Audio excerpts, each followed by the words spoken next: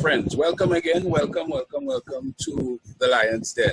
We are here again, and it's your boy Forde, and I am here with some good friends of mine to discuss Chelsea matters after that wonderful game that we had today. Um, I just want to take some time out to give a big shout out to our partners, to our friends up at Hot Shots and Fan Club. You know, they are really putting their hands out for us, and we are happy to have them on board. So, you know, if you want to go down to the fan club and take a look at the things they have, you know, they have wonderful things like this beautiful mug here. Believe me, I drink in it all the time. You know, they have nice paraphernalia, memorabilia for the club, you know, so I'd just like to let you guys know that it'd be a good idea. Check them out, you know, down at the fan club. And then there's Hot Shots, who, you know, that's a beautiful club up there, guys. Go check them out at the Hot Shots restaurant and sports bar. Now, with me tonight, I have some good friends. I have Dr. Ona. I have my good friend Shakeel, Machine Miller, and I have my good friend Seretse, Hughes, Blue Boy Hughes. How are you guys doing this evening? I'm good. Very good, doing very well. So happy about the game today. All right, wonderful. Okay, so let's get right into it, shall we? We had a game today against Watford, and it followed on a rather dismal game that we had against West Ham on Sunday. How did you guys feel about the game today against Watford at home at the Stamford Bridge? Start with you now, Doc. Well, thank you very much for having me. Welcome to the Lion's Den. It was a beautiful game. In the beginning, though, I was a bit afraid, you know. The way we started, our regular passing, and, you know, I was like, kill this game as quickly as possible because I didn't want what happened against West Ham to happen again. We had possession. If you watch the first few minutes or the first half of the game with West Ham, we had more than 75% possession. In the end, we couldn't kill up the game. They scored, we scored. They scored, we scored. And they scored late, and we couldn't keep up. Right. So I was so afraid that this game was going that way until the first goal came and the second goal. So I think that sealed it up for us. Wonderful. Mr. Hughes, how did you feel about the game today? You might want to unmute your mic. I was very nervous. Well, I'm usually nervous with any Chelsea game. I'll give the same kind of analysis like Dr. Oma. I felt, you know, we had a lot of the ball, you know, and Watford was just sitting deep, looking to hit on the counter attack. But once the first goal game, you know, they had to come out more, and we had more chances, and we scored 3 goals. So it was a good performance. You know, I feel like there are bigger games on the horizon. You know, coming on against Crystal Palace and, you know, Wolves and stuff like that. That is all my mind is on there. These games is just do what you need to do to just get the 3 points. However, I don't care how the team plays, just win. Shakeel? Basically, I would say, well, I was in a rush to leave work today to come to watch this game because I was like, after the disappointment earlier with that 3-2 loss, it was a real disappointing thing. I was even studying if to really come home to watch this game because I said, I don't want next disappointment again. But then I say, you know what, forget it. It's my team. I love my team. I'm waiting to watch this game with confidence, win, loss, so draw Chelsea forever. And I was really stunned with the results. The result was uncommon because, really, as Doc firstly said, the first half we was really had the position 75%. We was playing good, everything was thing until we see the first goal and we get to know whether going on. This is a serious game. We need to win this game. Because if we want to be in Champions League, we have to come out in the top 4. The top 3 would be better, but you see now in the top 4 you pay off. But I would always say the top 3 is always the better statistics. So I had a little ups and downs about this game, but I end up liking the end results after all. Now, at the end of the day, we had a different lineup. We started with Giroud instead of Tammy. we had a different lineup at the back. Your favorite player, Shakeel, was over on the left side instead of Alonso, and we started with Rhys James on the right. And shockingly, we didn't have we didn't have Rudiger. Or should we say shockingly? We now had Zuma, that pairing of Zuma and Christensen. We saw some changes as well in the midfield with Mount starting and that kind of thing. Do you guys think that might have had some effect on the way we played the game? Yeah. What was the question again? Well, do you think that the way we started in terms of the manager starting different people in defense, in the midfield, and so on, do you think that and also in the striking position, do you think that might have affected the way the game would have been played today? Yes. We had a much more killer instinct. That's how it affected the game today. Giroud looked more comfortable up top against, Watford is a big team, eh? He held them off. That's something Tammy didn't do against West Ham. Aspilicueta was good on the left-hand side. Rhys James was delivering those balls in the box. We were a bit more clinical today. I think that's what we lacked against West Ham, and even so, we could have drawn that game 3-3. Again, we had chances in that game. We look a bit more sharp due to the personnel and Zuma there. Winning the one, I think is 87% aerial duels. So yeah, it definitely affected the way the game turned out. The team looked better on this day here. What do you think about that, Shakeel? Well, I would agree with basically what he said. He basically covered everything that I would have said, but I was more interested in seeing Giroud start today because, yes, I have faith in Tammy Abraham, but how to put it, after this little pandemic we had and thing, I was just like, the younger fellas wouldn't have the zeal to come out. I could be wrong, but I'm just saying, but the younger fellas wouldn't have the zeal towards the game now because, everybody looking at, they want to play Champions League next year and to go through this kind of worries. It will be a stress for them, if you understand what I'm trying to say. It's not like they will go out there with our minds to fight now.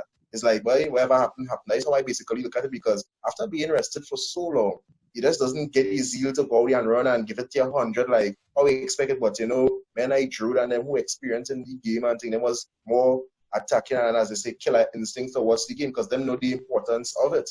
So I was kind of shocking to see Aspilicueta on the left because I know he's usually on the right. But that is proof to show that Aspilicueta can basically play anyway once it's in the back line. Right. Okay. And Doc, what do you think might have impacted on the game, the way we played the game today? Do you think that lineup might have had an impact? Yeah, I agree with what both of them said, Shakeel and Seretse. But I didn't like the fact that Aspilicueta was on that left. If you watch carefully, every time we are attacking from that left, Aspilicueta kills the momentum because he has to bring the ball back to his right foot. There were balls that if you have Alonso or Emerson, it's a one-time cross, just the way James was delivering the crosses. He couldn't deliver most of the crosses because he had to cut back to his right foot. Yes. But I believe defensively, I really didn't mind Zuma and Christensen. I didn't mind James in the right, but I just felt we should have had a natural left back. And overall, I want Chelsea to kill games. Right. Even though we have teams that sit, I want us to have this sense of, like Shakeel made a very strong point just now that the young fellas seem to have waned down a bit in this post-COVID period. And that is where we need people with strong character. Yeah. That is where we need leaders. That is where we need maturity. You see, when a lot of our players keep talking about, youth. Yes, there's the need for youth, but we still need mature players who have tasted victories and serious defeat, who can take hold of games that are becoming very difficult. But overall, it was still a good game. Okay. Now, this issue of Mr. Rudiger, big guy Rudiger, as opposed to Kurt Zuma, Now, we have had several situations where we have become very, very wary of our back line. But today, for some reason, I don't know about you guys, but I felt a lot more comfortable with what I was seeing in the back line with Kurt Zuma and Andres Christensen paired up there. Do you think that maybe what we saw today might be a template for some changes going down the road with regards to Rudiger and Andres or Zuma and so on? So I have Okay, so go to ahead. answer that. Yeah. My simple answer is no. None of these center halves are particularly, I would say, that better than each other. So they can either swap to each other, because as good performances as they put off there, as bad performances are waiting for all of them. While one might show a spurt of playing well and confidence, you could easily have a terrible performance. And they're just like, well, I wasn't good today. A really, really bad performance, and you could swap it in for another one. It's like you're swapping the same players. You know, none is better than each other. So I am really disappointed in Rudiger. Yes, I disappointed with that performance. That guy was so experienced to do what he did against West Ham. I don't know how I don't have faith in that guy. Something about the way he defends is it's just kind of wild. Like Tommy, that Ona touched on with the young guys and stuff, they just look wild. That's I wouldn't say really that's all. I mean, it's safe to say, Blue Boy, that you would like to sell Rudiger now. But if our offer came for him, I think we should sell him. The thing is that, yeah, somebody go say, well, Tomori and Zuma is best partnership, or Tomori and Christensen's best partnership, but we see that throughout the season they're all putting bad performances. Christensen lack facial where it's like seeing the man is like just like run off and anticipating going to be there. So we're just swapping similar same players with bad performances with each other. And I agree with Ona about that at left back, he did kind of kill the momentum. He was at the cut back, right? So I'm not too confident with the centre halves today. But to me, I was watching that West Ham game and I saw Rudiger. I was like, this guy exudes danger. And I'm saying he's a centre half. He's not calm on the ball. It really, really worries me. That's one part of the team that worries me, is the defending. In terms of goals, if you look at Chelsea has been there with the other teams. Like I was watching the stats. We've been there with the likes of United, Tottenham, Arsenal, City, but we're a little less goals, but we scored goals. But the defense, we've conceded 44 goals. 44, while the others have in the 30s.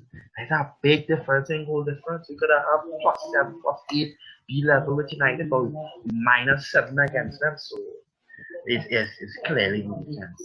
However, we would have seen ourselves able to acquire a clean sheet today. Shakeel, what do you think about that pairing up of Zuma and Christensen in that back line?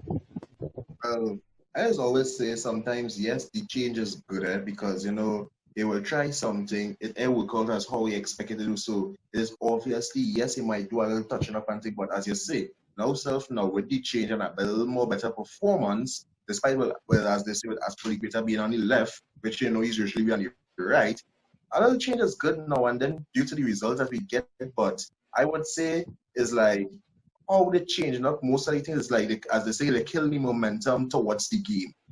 Right? Although yes, we get a clean sheet and think the defense was good, I was a little more impressed than usual because honestly telling you, I was a little skeptical with Kurt Zuma because if you look at like past games and things, he is basically a yellow card defender. Correct me if I'm wrong. Most of the times he always gets in yellow card for bad challenges because he's a rough and rugged player. But today I see like he played with the professionalism and he did the correct thing today. So I was pretty happy with the defense, but as he said just now, when it comes to goals, we are very, very, very off with goals. I mean, Doc, I mean, we have definitely leaked goals, more goals than we should have, and that has definitely put us in a place where if it came down to goal difference, we're in trouble. How did you feel about that pairing up of Christensen and Zuma? Should we see more of Zuma and less of Christensen or Rudiger in the future? Well, one thing I have noticed in the past, I don't know if you guys noticed it too. There's always this quarreling between Zuma and Rudiger. Rudiger always shouting, and Yes, I've noticed this quarreling. Yeah, Somebody had said that Kepa speaks Spanish, Aspilicueta speaks Spanish, and they noticed that Kepa speaks Aspilicueta in Spanish. Rudiger is a German. Christensen is a D.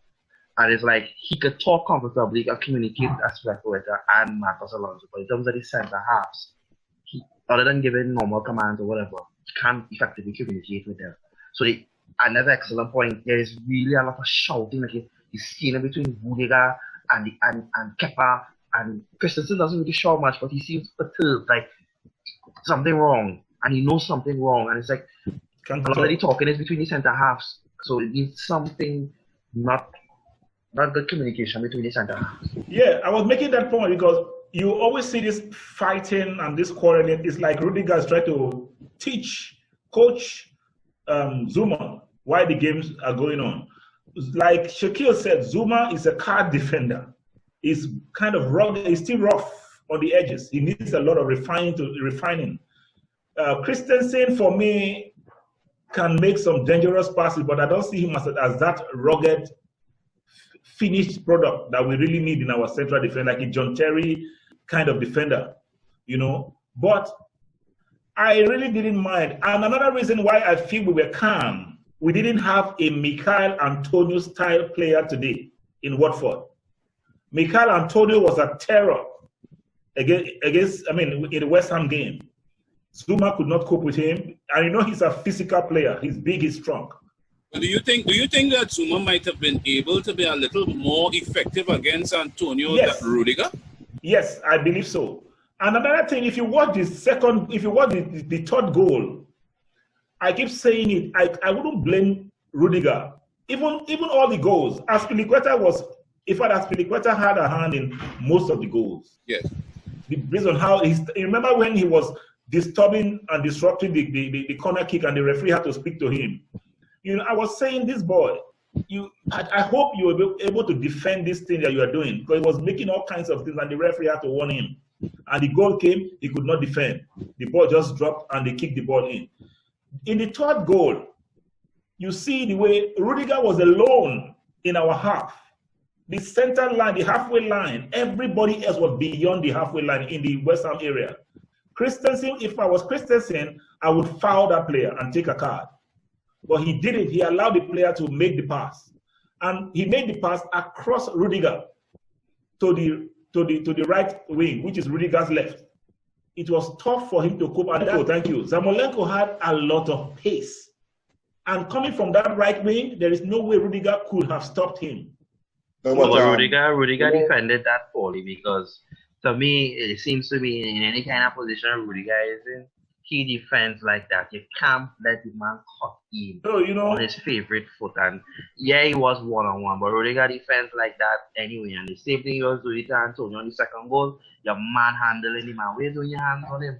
Your man handling him, and when he realized he can't get it, just let him go, and then But the way that pass was floated, it will be tough for Rudiger to block that last goal, because we were completely out of position. Our entire defense was totally out of position. But today, we didn't have that kind of attack. Troy Deeney really was outplayed. I think Zuma's physicality played well for us. It bode well for us. Zuma's physicality bode well. Okay, making a point, right? You're making a point just now there, and he was saying like most of the time Aspilicueta and like them doesn't be on the back line. But earlier today while watching the game, right? It had I don't know if anyone noticed me. That was before the third goal score. It had a time I was watching like in the back, and I saw Christensen, I saw Kurt Zuma, and I had to ask myself, wait now, where's Aspilicueta? I said like Aspilicueta to a strike all of a sudden. Because he was no way in the back, and I was like, where's man going by? I said like he's striking, like he want to score. I was so happy, really. I was happy. If you go through our chat, 40, yes, you will see I made a comment. I say, please, Zuma and Christensen, just stay in the back. because we seem to be sucked out of position. We just when we start to pass and pass and pass, we forget that we're supposed to defend. The defenders join in the attack, and when the counter attack starts, we're out of position. But today, I think they learned from the West Ham game and they sat back. The two central defenders sat back. Okay. You know? Okay. So, I mean, as far as what I'm hearing here with you guys, what you guys are saying is that basically you're still not comfortable with our defensive line. At all. But it was better today because we were able to keep that clean sheet. I mean, we have seen a lot. I mean, I am on Twitter, and I see a lot of people still attacking Kepa and so on. But today was a better day.